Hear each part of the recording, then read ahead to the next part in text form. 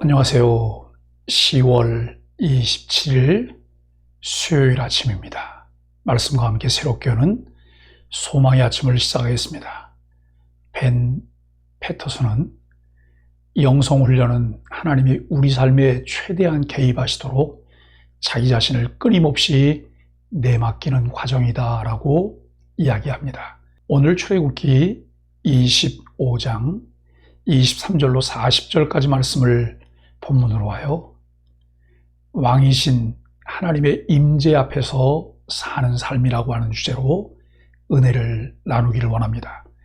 이스라엘 회중 가운데 거하실 처소를 마련할 것을 모세에게 명령하신 여호와께서는 지성소에 둘 유일한 기물인 증거궤와 속죄소에 이어 지성소 밖 성소에 둘 유일한 기물인 진설병 두는 상과 등잔대와 기구들을 하나님께서 보이신 모양과 양식대로 만들라고 모세에게 지시하십니다.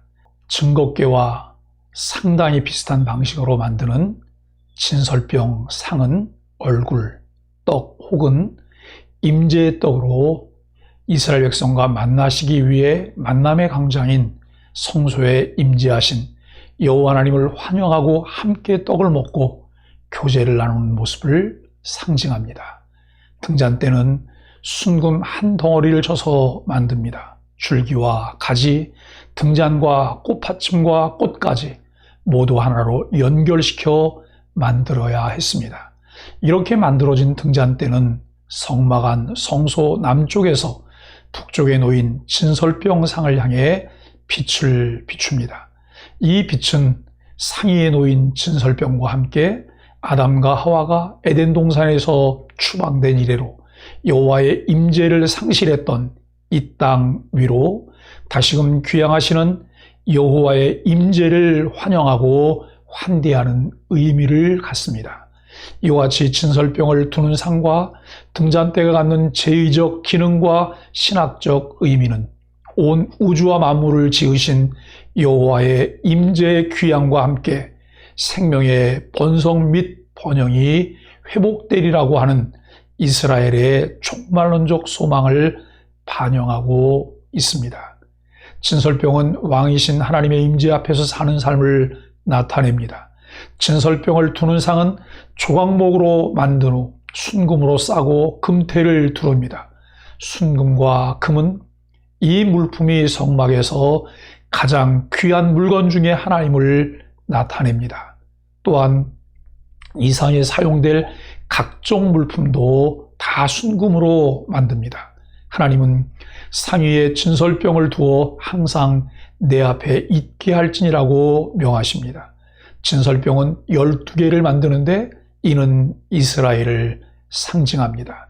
진설병 상은 성막 북쪽에 등잔대는 남쪽에 두는데 이는 등잔대의 빛이 상징하는 하나님의 임재 앞에 이스라엘이 항상 있음을 나타냅니다. 진설병 상은 조각목에 순금을 씌우는데 이것이 상징하는 바가 무엇인가요? 등잔대 앞 진설병처럼 항상 하나님 앞에 사는 삶은 어떤 삶일까요? 진설병 상은 성막의 기구 가운데 증거궤에 이어 두 번째로 언급합니다. 증거궤와 진설병은 이동할 때 세 가지 덮개로 덮습니다. 민수기 4장에 해달 가죽, 홍색 보자기, 청색 보자기를 기록하고 있습니다. 진설병 상이 증거궤처럼 중시되고 있다는 것을 알 수 있습니다. 하나님을 아는 지식이 있으며 하나님을 존중히 여기는 사람들만이 그 가치와 의미를 깨닫고 중요하게 여기게 됩니다. 신앙생활하며 우리가 그 가치와 의미를 깨닫고 중요하게 여기며 공유해야 할 것, 더 든든히 세워가야 할 것이 무엇인가를 묵상하는 것은 많은 신앙적 유익을 줍니다.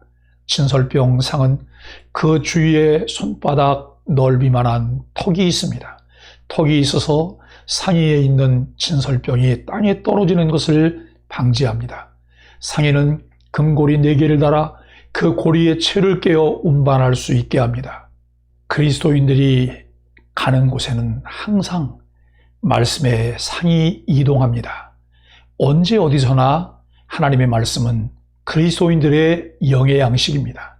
진설병은 6개씩 2줄로 모두 12개가 상이 오릅니다. 이는 이스라엘의 12지파를 상징하는 것으로 진설병은 안식일마다 새 것으로 바뀌고 묵은 진설병은 제사장이 먹습니다. 안식일마다 새 진설병이 놓이듯 하나님의 자녀는 주일마다 하나님의 생명의 양식을 먹을 수 있습니다. 주일에 의무감으로 예배를 드리는 것이 아니라 하나님의 은혜를 찬양하며 말씀을 듣고 한 주간을 살아갈 영의 양식으로 삼으며 예배합니다. 하나님은 갈급한 마음으로 나오는 모든 하나님의 백성들에게 말씀을 부어주십니다. 사람이 떡으로만 살 것이 아니라 하나님의 입으로 나오는 모든 말씀으로 살 것이니라고 하셨습니다. 하나님은 순금으로 등잔대를 만들라고 지시하십니다. 등잔대는 밑판이 있고 줄기와 잔, 꽃받침과 꽃이 한 덩어리로 연결된 형태입니다. 가운데에 줄기가 있고 양쪽에 3개의 가지가 뻗어나와 있습니다. 그리고 각 가지는 꽃살구 모양의 잔을 3개씩, 줄기에는 4개를 붙입니다. 이런 모양의 등잔 7개를 만들어 앞을 비추게 합니다. 성소에 들어가면 북쪽에 진설병이 있습니다. 마찬가지로 하나님의 백성들이 영의 양식을 먹을 때에는 빛이 비춰져야 합니다. 이 빛은 성령의 빛입니다.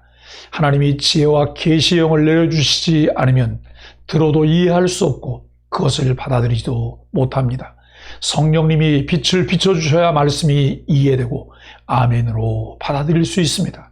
등잔대에는 7개의 등잔이 있습니다. 7은 완전수입니다. 완전하고 충만한 빛이 성소를 비추고 있습니다. 빛이 있으면 어두움이 물러납니다. 어두움은 빛 가운데 존재할 수 없습니다. 예수님은 완전한 빛이십니다. 빛으로 세상에 오셨습니다.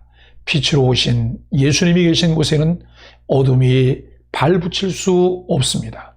예수 그리스도를 따르는 그리스도인들도 빛입니다. 빛이신 예수님을 통해 받은 그 빛을 세상을 향해 비추라고 예수님께서는 말씀하십니다. 우리는 세상의 빛이기 때문에 매일매일 성령님이 비춰주시는 생명의 양식을 먹고 이 세상에서 예수 그리스도의 빛을 발해야 합니다. 등잔대가 순금으로만 만들어진 물건이라는 점은 어떤 면에서 특별한가요? 하나님이 내 삶에서 가장 귀한 분임을 어떻게 표현할 수 있을까요? 사랑하는 소망의 가족 여러분, 하나님은 등잔대 위에 7등잔을 두어 앞을 비추라고 명하십니다. 앞은 얼굴을 의미합니다. 등잔은 성소를 밝히는 유일한 빛으로 하나님의 임재를 상징합니다. 이스라엘 백성을 대표해 제사장이 등잔의 빛으로 나아갈 때 그는 하나님의 임재를 몸소 경험합니다. 그 빛으로 얼굴이 환해집니다. 하나님은 어두운 우리 삶을 환하게 비추시는 빛이십니다. 하나님의 빛을 받아 살아가는 그리스도인들을 통해 온 땅에 예수 그리스도의 생명을 전하길 원하십니다. 세상에 비친 모든 소망의 가족들이 그리스도의 생명을 전하는 삶을 살게 되길 예수 그리스도의 이름으로 간절히 축복합니다. 함께 기도하겠습니다. 생명의 떡이신 주님이 항상 우리 안에 계시니 그 풍요로움을 잃지 않고 기꺼이 나누게 하여 주옵소서. 생명에 비추신 주님이 언제나 우리의 삶을 비추시니 그 인도하심을 따라 세상의 빛으로 살게 하여 주옵소서. 어디에 있든지 무슨 일을 하든지 하나님의 뜻대로 살아가길 원합니다. 예수님의 이름으로 간절히 기도합니다. 아멘.